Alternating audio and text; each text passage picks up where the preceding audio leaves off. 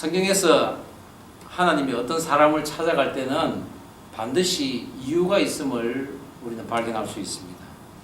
하나님이 직접 가실 때도 있지만은 하나님의 사자를 보내시거나 또한 꿈에 나타나서 말씀하시기도 합니다. 하나님께서 소돔과 고모라를 멸하려고 가실 때 먼저 아브라함을 찾아가셨습니다. 바로 아브라함의 조카인 롯이 그 소돔과 고모라에 살고 있었기 때문입니다.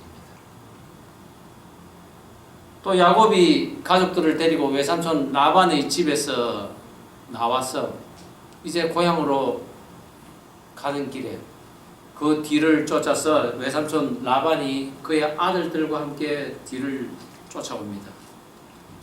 그런데 하나님께서 그 라반의 꿈에 나타나서 너는 선악간에 야곱에게 말하지 말라고 하십니다. 야곱과 그 가족들, 특히 이스라엘의 12지파의 조상이 되는 그 아들들을 살리기 위함입니다. 신약시대에 와서 예수님께서도 여러 사람들을 많이 찾아다니셨습니다. 그런데 예수님의 특이한 방문이 하나 있었습니다. 그 장면을 성경에서는 이렇게 표현하고 있습니다. 요한복음 4장 3절 4절 말씀에 유대를 떠나사 다시 갈릴리로 가실새 사마리아를 통과하여야 하겠는지라. 영어로 표현을 어떻게 하냐면 He must needs to go through Samaria라고 말씀하십니다. 반드시 사마리아를 통과할 필요가 있다는 것입니다. 사마리아는 유대 지방과 또 그리고 갈릴리 지방 그 사이에 있는 땅입니다. 그곳에 사는 사마리아인들 이방인들의 피와 섞이고 또 그리고 우상들을 섬긴다 하는 이유로 유대인들은 근처도 가지 않았던 지역입니다. 그래서 예루살렘에 있는 유대 지역이나 갈릴리에 있는 그 유대인들이 그 서로 왕래를 할 때는 바로 그 직선거리인 사마리아를 통과하지 않고 요단강 동편 땅인 그 베레아 지역을 빙 둘러서 왕래를 했습니다. 그런데 오늘 예수님께서는 굳이 사마리아를 거쳐야 한다고 합니다. 왜 그랬을까요? 바로 수가성이라는 곳에 살고 있는 한 여인을 만나기 위하였습니다. 예수님께서 찾아가신 그 수가성 여인, 평탄한 삶을 살고 있는 여인이 아니었습니다. 과거에 남편이 5이 있었는데 지금 살고 있는 남편도 그 남편이 아니라는 것입니다. 유대인에게서 천대와 멸시를 받던 사마리아인들, 그 사마리아인들 가운데에서도 손가락질을 당하고 살던 여인이었습니다.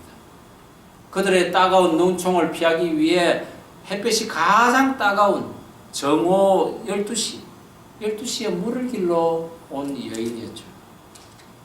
정말 그 여인은 삶이 공고하고 영혼이 메말라가는 어디에도 자신을 의탁할 곳이 없는 그런 여인이었지만은 하나님께 대한 예배를 사모하는 여인이었습니다. 그리고 오실 메시아를 간절히 기다리던 여인이었습니다. 그것을 요한복음 4장 25절에 이렇게 이야기합니다. 여자가 이르되 메시아 곧 그리스도로 하는 이가 오실 줄을 내가 아노니 그가 오시면 모든 것을 우리에게 알려주시리다 라고 놀라운 고백을 합니다. 마침내 자신을 찾아온 그 예수님을 만나 그 여인의 그 영혼의 목마름이 해갈이 되고 마침내 구원의 손길을 잡고는 자신은 물론이요 마을 사람 전체를 구원의 길로 인도하였던 것입니다. 오늘 하나님께서는 전멸할 위기에 놓여있는 그 여리고성에 하나님을 경외하고 그분으로부터 구원받기를 사모하는 한 여인을 찾아가십니다. 그것도 급히 말입니다. 왜냐하면 하나님이 지금 찾아가지 않으면은 얼마 안 있으면은 그 여리고성이 함락될 것인데 그 여리고성에는 모든 사람들이 진멸될 위기에 놓여 있습니다. 그런데 만약에 지금 찾아가지 않으면 그 여인도 같이 죽임을 당할 것이 뻔하기 때문입니다. 하나님께서는 먼저 정탐꾼들을 그 여인의 집에 가게 하셔서 그녀는 물론이요 그 여인의 부모, 형제 그리고 그들을 아는 모든 사람들을 구원하고자 합니다. 그녀가 바로 기생 라합이었습니다. 오늘 저는 하나님께서 찾아가시는 그 사람들은 과연 어떤 사람들이며 또한 그들은 어떻게 축복을 받는지 하나님이 찾아가시는 자라는 제목으로 함께 말씀을 나누고자 합니다. 하나님께서 찾아가시는 자, 그 첫 번째는 구원의 손길이 급하게 필요한 사람이라는 것입니다. 오늘 본문 9절, 10절 다시 한번 한 목소리로 읽어보겠습니다. 시작. 말하되 여호와께서 이 땅을 너희에게 주신 줄을 내가 아노라. 우리가 너희를 심히 두려워하고 이 땅 주민들이 다 너희 앞에서 간담이 녹나니 이는 너희가 애굽에서 나올 때에 여호와께서 너희 앞에서 홍해물을 마르게 하신 일과 너희가 요단 저쪽에 있는 아모리 사람의 두 왕 시온과 옥에게 행한 일 곧 그들을 전멸시킨 일을 우리가 들었음이니라. 오늘 본문에서 전쟁을 위한 양식도 준비되어 가고 있고 그리고 행진의 선봉에 설 사람들도 이제 정해진 가운데 여호수아는 2명의 정탐꾼을 보내서 여리고성과 그 땅을 정탐하려고 살펴보고 오라고 명령을 합니다.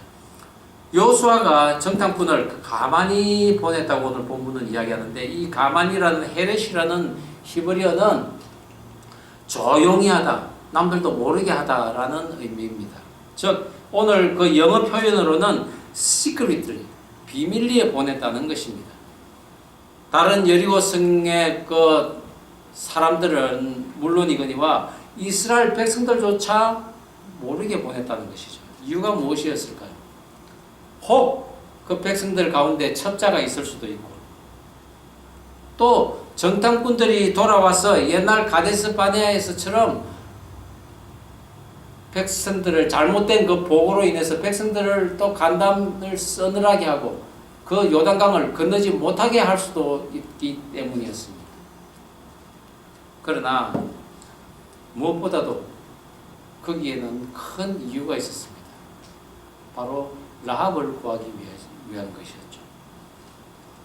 구원은 보내는 자와 또 보내진 자 그리고 구원받는 자 외에는 아무도 모르게 은밀하게 진행되고 있음을 우리가 볼 수 있습니다. 정탐자를 보내는 것은 여호수아는 이미 가데스 바네아에서 정탐을 했던 사람입니다. 그는 그때 하나님께서 정탐하지 않고 바로 진격해서 가나안 땅을 차지하라고 그렇게 원하셨던 분인 것을 그는 알았습니다. 그러나 지금은 38년이라는 세월이 흘렀고 그 성읍들이 어떻게 변했는지 또 알 수가 없습니다. 그러나 또 다른 이유는 광야 2세대들이 또 즉 새로운 군사들로 교체된 시점이 지금입니다. 그들에게도 하나님 믿는 믿음이 필요했던 것이죠. 왜냐하면 그 땅에 철병거가 있고 그리고 거인종인 사람들이 살고 있기 때문입니다. 이런저런 이유 때문이기도 했지만은 가장 중요한 이유, 기생 라합을 구하기 위한 그 정탐꾼들의 발걸음을 보면은 우리는 알 수 있습니다. 오늘 1절에 보면은 눈의 아들 여호수아가 시딤에서 두 사람을 정탐꾼으로 보내며 이르되 가서 그 땅과 여리고를 엿보라 하매 그들이 가서 라합이라는 기생 집에 들어가 유숙하더니 라고 설명하고 있습니다. 가서 들어갔다는 것이죠. 어디를 딴 데를 둘렀다는 것도 또 어떤 땅을 정탐했다는 말도 없습니다. 바로 정탐꾼들은 가서 그 라합의 집에 들어갔다는 의미입니다. 당시 기생의 집은 각양각색의 사람들이 모여 사담을 나누는 곳이기에 여리고성의 그 상황을 어디보다도 잘 알 수 있는 장소이기는 했습니다. 그렇지만 그곳에 간 이유, 과연 라합이 어떤 사람이었을기에 그곳에 직접 바로 갔을까요? 그녀는 이방인들이 그 믿는 신인 바알과 아세라상을 섬기며 주막과 또 기생으로 생업을 하며 살았던 여인이었습니다. 물론 물질적으로는 크게 어렵지 않을 수도 있습니다. 그러나 평판이 좋지 않은 그 직업이었기에 언제나 사람들의 그 멸시 천대를 받았던 사람이었을 것입니다. 정말 라합 입장에서는 이 지긋지긋한 상황에서 내가 언제 벗어날 수 있을까? 그런데 도저히 탈출구가 보이지 않습니다. 그때 라합이 뉴스를 들었습니다. 이스라엘 군대가 몰려온다는 것입니다. 그리고 저 요단강 바로 저 건너편 모압 땅에 지금 주둔하고 있다는 것이죠. 애굽에서 나올 때 홍해를 마르게 하고 요단 동편 땅 막강한 세력을 가진 두 왕인 시온과 옥을 전멸시킴으로써 가나안인의 마음이 녹았고 정신을 잃게 만든 이스라엘의 신 여호와 하나님이 그들과 함께 계시다는 뉴스를 들은 것입니다. 몰려오는 이스라엘 군대가 두렵기는 했지만은 그녀가 진정으로 두려워했던 것은 바로 여호와 하나님이었습니다. 동시에 그 하나님이야말로 자신의 이 지긋지긋한 상황에서 탈출시켜 주실 분이라는 것을 그는 믿었던 것입니다. 그리고 그는 이렇게 고백합니다. 하나님이야말로 상천하지의 한 분이신 하나님이라. 이렇게 고백한 사람 전 여리고성에서 오직 라합밖에 없었습니다. 하나님께서 그런 라합을 왜 구해내지 않으시겠습니까? 어떻습니까? 여러분은 하나님이 나의 인생을 완전히 바꾸어 주실 분이라는 것을 믿고 계십니까? 아멘입니다. 예, 맞습니다. 하나님은 나의 잘못된 것이 있다면 다 바꿔주실 분이 바로 하나님이신 것입니다. 사실 제 인생이 라합과 같은 인생이었을 때가 있었습니다. 그런데 하나님께서 저를 찾아오셔서 제가 이 자리에까지 설 수 있었던 것입니다. 제가 한국에서 직장 생활을 평범하게 하다가 그렇게 꿈꿔왔던 해외 생활을 할 수가 있었는데 말레이시아 지사장으로 발령이 난 것입니다. 이 지사장이라는 직함 때문에 한국 기업체의 지사장들과 교제도 나누고 또 말레이시아 그 현지의 교통부 장관하고도 식사도 하고 그리고 말레이시아의 그 국영기업체의 사장하고 또 용역 계약서도 작성하는 그런 중대한 일을 했습니다. 제 신분이 갑자기 상승해진 것입니다. 물론 월급도 본사에서도 받고 또 현지에서도 받는 그런 물질도 풍부해지게 되었죠. 그런데 사람이 뭔가 이루었다 하고 뭔가 될 것 같은 그 시점이 위험한 시점이라는 것을 알아야 합니다.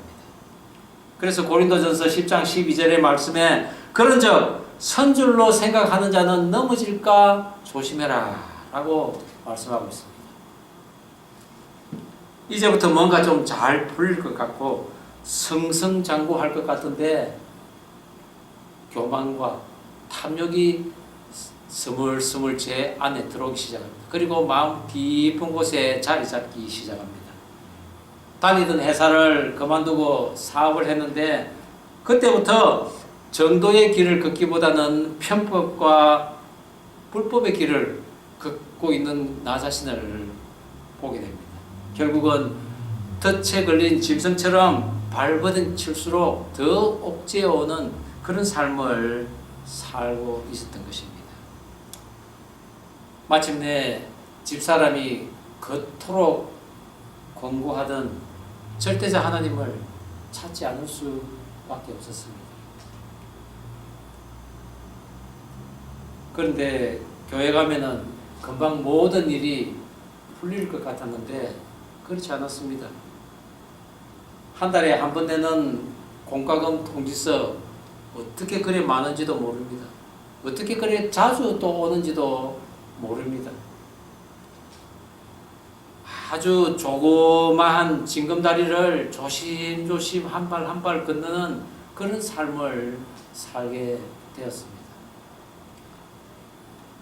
그러다 마침내 신학교와 제 취업의 그 갈림길에 서게 되었을 때 나를 찾아오신 그 하나님으로 말미암아 하나님께서는 나에게 일러주십니다. 생각나게 하십니다. 그 예전에 불법의 노예의 삶을 너는 다시 살겠느냐라는 그런 마음이 강력하게 오는 것입니다. 그래서는 안 되겠다. 다시는 그 삶으로 돌아가서는 안 되겠다는 그런 결심을 하면서 새로운 인생길을 이렇게 걸어가고 있는 것입니다. 성경에서 하나님께서 다급하게 찾아가신 또 하나의 사건이 있습니다. 열왕기상 17장 8절 9절 말씀에 여호와의 말씀이 엘리야에게 임하여 이르시되 너는 일어나 시돈에 속한 사르밧으로 가서 거기 머물라. 내가 그곳 과부에게 명령하여 내게 음식을 주게 하였느니라. 저는 이 말씀이 처음에 그 아합 왕과 이세벨에게 쫓기던 그 엘리야에게 먹을 것을 주시고 피신하게끔 하시는 그 하나님이신 줄 알았습니다. 그런데 물론 그것도 있지만은 특별한 것, 이번 설교를 준비하면서 알은 것은 마지막 남은 음식을 먹고 이제 죽으리라는 사르밧 과부를 살리려는 그런 하나님의 전적인 찾아가심이었다는 것입니다. 북이스라엘에 3년 6개월 동안 비가 내리지 않으므로 근처에 있는 시돈 땅도 가뭄이 있기는 마찬가지였습니다. 그곳에 한 과부가 아들을 데리고 살다 양식도 다 떨어지고 이제 도와줄 사람도 없자 마지막 남은 곡식 한 움큼과 조금 남은 그 기름으로 음식을 먹고 난 후에 죽으려고 한다는 것입니다. 그러나 하나님께서는 급히 엘리야를 보내 그녀에게 떡을 하나 만들어주면 이스라엘의 하나님이 비가 내리기까지 내 양식이 끊어지지 않을 것이요 기름도 떨어지지 않을 것이라고 합니다. 과부는 경험해보지도 않은 그 하나님을 믿고는 엘리야가 시키는 대로 떡을 만들어서 줍니다. 그러자 과연 자신은 물론이요 아들 그리고 그 식구들까지 다 살리는 하나님의 축복을 받은 것입니다. 거기다 병이 들어 죽은 그 아들을 살리시는 하나님을 경험하고는 하나님의 말씀은 진실하다라고 고백을 했던 것입니다. 라합처럼 하나님을 보지 않고도 믿는 믿음, 이 사르밧 과부처럼 경험해보지도 않은 그 하나님을 하나님 말씀대로 행하는 그런 분이시라는 것을 믿는 결단이 나에게 있다면은 나의 긴박하고 위급한 상황들이 있을지라도 하나님께서 급히 나를 찾아오실 줄 믿으시기 바랍니다. 그런 하나님의 방문을 받고 우리의 어려움, 우리의 궁핍함 모두 해결되는 저와 여러분 되기를 주의 이름으로 축원합니다. 하나님께서 찾아가시는 자 두 번째, 한 번 찾아온 기회를 결코 놓치지 않는 사람입니다. 오늘 본문 12절, 13절 다시 한번 한 목소리를 읽어보겠습니다. 시작. 그러므로 이제 청하노니 내가 너희를 선대하였은즉 너희도 내 아버지의 집을 선대하도록 여호와의 이름으로 내게 맹세하고 내게 정표를 내라. 그리고 나의 부모와 나의 남녀 형제와 그들에게 속한 모든 사람을 살려주어 우리 목숨을 죽음에서 건져내라. 성서 고고학자인 가스탕의 그 발굴에 의하면은 여리고 성은 4.5m 간격으로 성벽이 두 개 이래 세워져 있었다고 합니다. 그만큼 난공불락의 성이었습니다. 더군다나 요단 동편을 진멸하고 진군할 태세를 가진 이 노예 무리들이 근거리에서 주둔하고 있다는 뉴스를 듣자 여리고 성에서는 만반의 준비 태세를 갖추지 않았겠습니까? 그러나 하나님이 누구십니까? 홍해를 가르고 마른 땅으로 이스라엘 민족을 건너게 하신 분이십니다. 장대한 거인족인 바사랑 그 옥을 진멸하신 분이십니다. 당연히 이 여리고 성도 그분께서는 허무실 것이라는 믿음을 이 라합은 가지고 있었던 것이죠. 정탐자들이 기생의 집으로 들어왔다는 정보를 받고는 급하게 습격한 그 여리고 군사들이 그들을 끌어내라는 호령을 했을 때는 이미 라합은 그 정탐자들을 지붕의 그 3대 밑에 숨겨 놓았을 때입니다. 이 3대는 물가에서 자라는 약 1m 정도의 풀로서 연한 것은 옷을 만들고 또 강한 것은 밧줄을 만드는 명목으로 이집트에서 다 수입해 가옵니다. 특별히 이 물에서 자란다는 이유로 축축해서 이래 마른 볕에 널어놔야 하는 습성을 여리고 군사들은 익히 알고 있었을 것인데, 특별히 고운 옷을 지어 입어야 하는 이 라합 기생의 집에 삶을 널어놓는 것, 그리고 냄새가 풀풀 나는 사료더미와 같은 그런 3대가 쌓여 있다는 것에 의심을 하지 않았습니다. 정탐자들이 목숨을 건질 수 있었던 것, 정말 생명이 위기에 처해 있을 때 이렇게 냄새가 고약하고 습진 곳이 의심처가 된다는 것입니다. 그리고 기생 라합은 그들에게 이야기합니다. 그들이 왔으나 어디로부터 왔는지는 나는 모르겠다. 그리고 그들이 성문 닫을 때쯤 나갔으니 급히 지금 따라가면 잡을 수 있을 것이라고 거짓 증언을 합니다. 그러자 군사들이 그들을 잡으러 급히 떠나자 라합은 정탐꾼들에게 여리고 군사들과 마주칠까 두려우니 너희들은 산에 올라가서 3일간 숨어 있다가 돌아가라고 일러줍니다. 과연 기생 라합의 말대로 여리고의 군사들은 거기서 여리고성에서 약 13km 되는 그 지역 요단강까지 사사시 뒤졌으나 그 정탐꾼들을 찾지 못했습니다. 이처럼 라합은 여리고 일대의 그 지형도 잘 알고, 그리고 스파이들의 그 탈출법과 생존법들을 일일이 다 자세하게 가르쳐 주었던 것이죠. 라합은 이스라엘에서 온 그 2명의 정탐자를 하나님께서 보낸 그 사자처럼 여겨서 저들이 무사히 돌아가야만 자신의 목숨도 살 수 있다는 것을 믿었던 것입니다.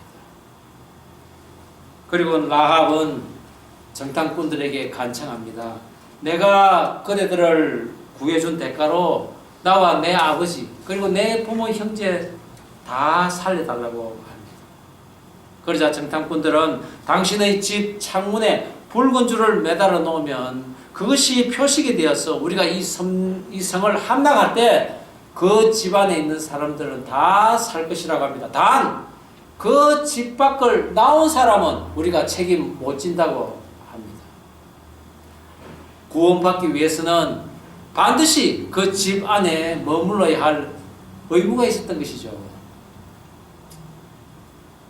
바로 그 줄이 생명의 붉은 줄인 것입니다.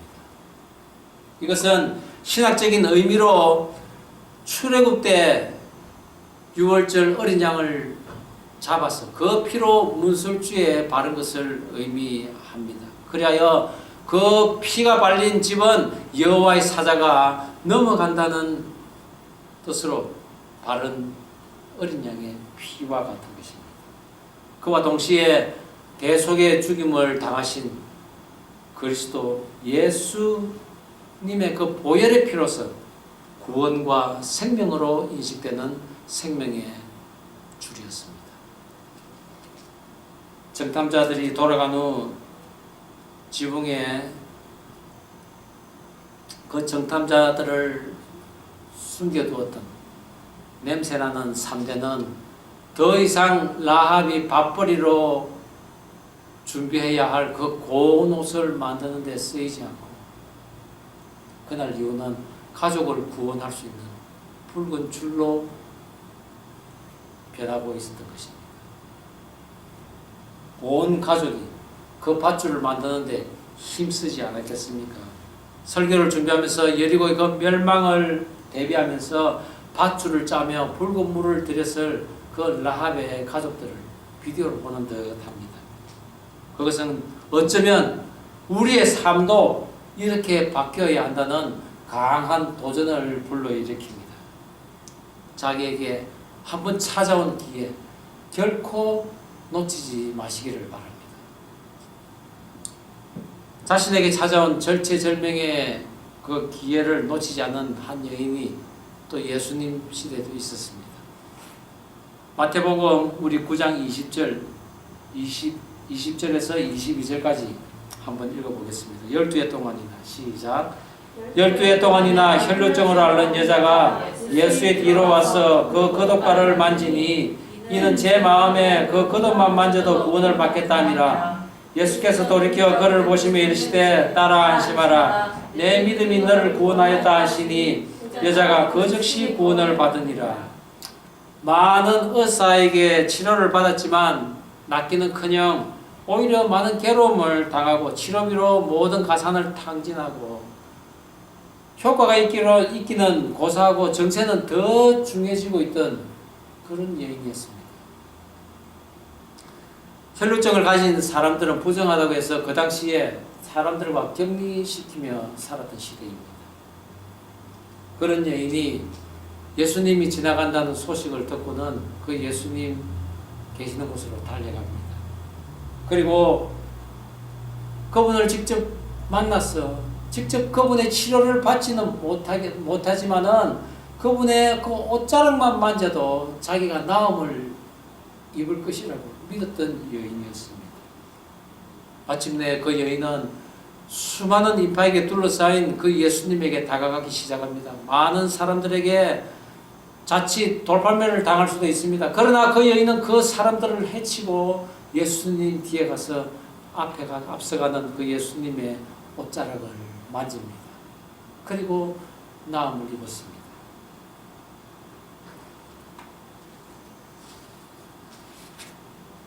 라합처럼 우리가 기회를 잡을 때는 그 놓치지 않고 잡을 때는 라합처럼 이 생명의 위협을 무릅써야 할 때가 있습니다.